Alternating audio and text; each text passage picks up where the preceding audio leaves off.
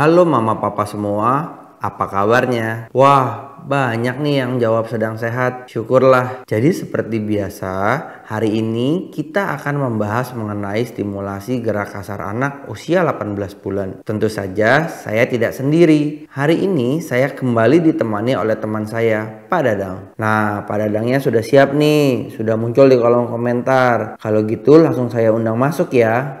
Halo Dang, selamat sore.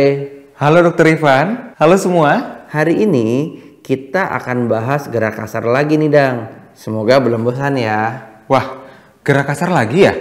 Banyak juga ya pembahasan tentang gerak kasar ini? Iya, karena memang di usia 18 bulan ini tugas perkembangan terkait gerak kasarnya cukup banyak. Kali ini tugas perkembangannya akan kita bahas adalah terkait kemampuan anak berjalan Dang. Maksudnya berjalan biasa gitu atau berjalan seperti apa ya dok? Pada sekitar usia 18 bulan, umumnya anak sudah dapat berjalan dengan stabil, lebih mahir, dan untuk jarak yang lebih jauh. Berdasarkan KPSP, di usia 18 bulan, anak diharapkan sudah dapat berjalan di sepanjang ruangan tanpa jatuh ataupun terhuyung-huyung. Di usia ini, anak sedang berada di tahap menyadari bahwa dirinya mempunyai kebebasan dan kemampuan untuk melakukan banyak hal. Mereka mulai menguji sejauh apa kemampuan dan keterbatasannya untuk melakukan sesuatu. Salah satunya dengan berjalan. Anak menyadari bahwa dirinya bisa dengan bebasnya pergi sendiri, sehingga seringkali mereka menolak untuk diberikan bantuan. Hal ini juga diiringi dengan meningkatnya beberapa kemampuan. Di antaranya, anak sudah mengerti koordinasi arah, bergerak dengan lebih cepat, dan meningkatnya kemampuan gerak kasar dan kekuatan otot untuk menjaga keseimbangannya.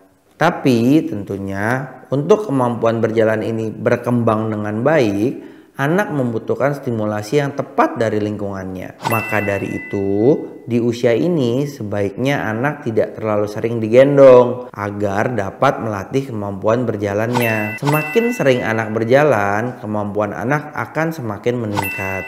Nah dok, ini ada komentar lagi yang masuk nih. Wah, kalau begitu langsung saja ya Dokter Ivan tampilkan contoh stimulasinya kali ya. Selain saya, sudah banyak juga nih yang penasaran di kolom komentar. Cara menstimulasinya seperti apa sih dok? Oke deh, berikut contoh stimulasinya ya.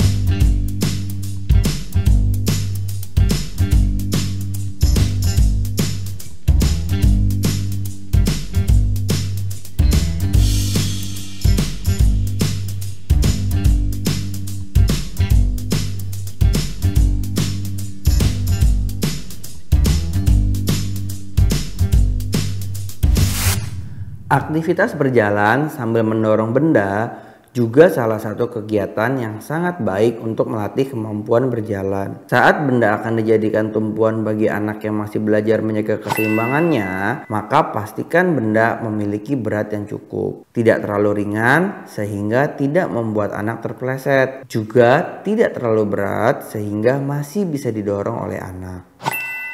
Kegiatan stimulasi yang selanjutnya adalah menitah anak.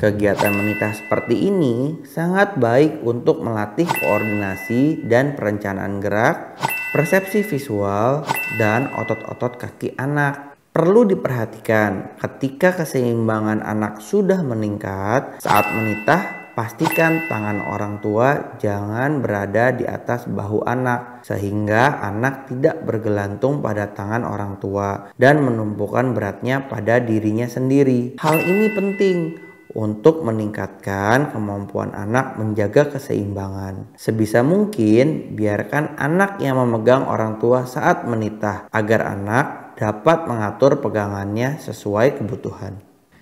Yang terakhir, untuk anak yang tertarik dengan bola dapat dicoba dengan aktivitas berikut ini. Sebenarnya intinya adalah memancing anak untuk mau berjalan dengan memfokuskannya pada objek yang ingin diraih. Jadi bolanya bisa disesuaikan dengan buah hatinya masing-masing ya. Karena kembali lagi, semakin sering anak berjalan, semakin lancar jalannya karena kakinya lebih terlatih.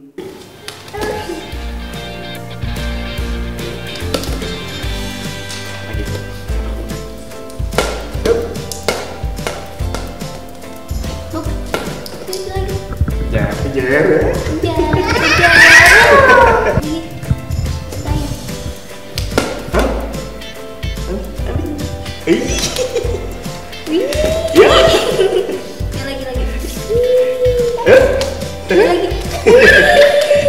Nggak dapet deh.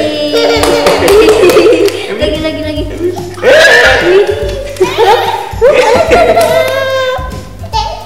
Kasih. Wah. Oh, oke dok. Jadi bertahap ya diajarkannya. Mulai dari berpegangan, dititah, hingga mulai dibiarkan berjalan sendiri dengan pengawasan di dekat karena masih terhuyung-huyung. Benar sekali, selalu sesuaikan stimulasi dengan kemampuan dan kebutuhan anak. Buat suasana stimulasi menyenangkan dan jangan paksa anak. Oke dok. Nah, ada yang bertanya lagi nih dokter. Anak berjalan di atas rumput tanpa alas kaki. Sebenarnya lebih baik pakai alas kaki atau tidak sih dok? Terkait penggunaan alas kaki, sebenarnya saat anak mulai berjalan ini, orang tua harus mulai memilihkan alas kaki yang tepat untuk mendukung perkembangan kaki dan postur anak nantinya. Pemilihan alas kaki menjadi penting untuk mencegah terjadinya kelainan pada kaki. Pemakaian sepatu yang terlalu dini atau bentuk, ukuran, dan kelenturan sepatu yang tidak tepat dapat menghambat perkembangan kaki dan juga gerak anak. Namun demikian, ada baiknya dalam kondisi yang aman, anak dibiarkan berjalan-jalan tanpa alas kaki di berbagai permukaan. Dengan tanpa alas kaki, anak akan memperoleh stimulasi sensasi raba di telapak kakinya. Selain itu, saat anak belajar berjalan dengan kaki terbuka, otot-otot, sendi, ligamen, dan titik-titik saraf di kaki anak akan lebih mendapatkan stimulasi. Iya juga sih, anak saya kan sudah bisa berjalan, tapi dia lebih bagus dan lebih lancar jalannya kalau tidak pakai sepatu. Makanya saya tadi bertanya, lebih bagus pakai sepatu atau tidak pakai? Iya, dengan dapat merasakan langsung tekstur alas yang ia injak, anak akan lebih mudah untuk belajar menyeimbangkan tubuhnya saat tanpa sepatu. Selanjutnya, untuk mama papa yang anaknya sudah bisa berjalan dengan lancar di usia 18 bulan, seperti anak Pak Dadang, mama papa juga penting untuk memperhatikan beberapa hal, seperti apakah anak sudah dapat berjalan lebih stabil, apakah saat melangkah, gerak kaki kanan dan kaki kirinya tampak seimbang, seberapa jauh anak sudah dapat berjalan, bagaimana postur atau bentuk tubuh anak saat berjalan. Karena terkadang di awal berjalan, posisi anak akan berusaha menyeimbangkan ke depan dengan posisi kaki yang mungkin agak melebar. Namun seiring dengan waktu seharusnya postur anak dapat lebih tegak. Kaki pun akan menjadi lebih rapat. Oh, begitu. Lalu kalau belum bisa, bagaimana dok? Apabila pada usia ini anak belum dapat berjalan ataupun ada hal yang Anda ragukan, maka segera berkonsultasi dengan ahli perkembangan supaya anak bisa diperiksa lebih lanjut dan mendapat penanganan yang diperlukan secepatnya. Oke, kalau begitu. Makasih ya, Dok. Nah, sampai di sini dulu ya pembahasan kita mengenai stimulasi perkembangan kemampuan berjalan anak. Ketemu lagi di pembahasan selanjutnya mengenai perkembangan gerak halus anak. Selamat menstimulasi mama papa semua. Sampai jumpa.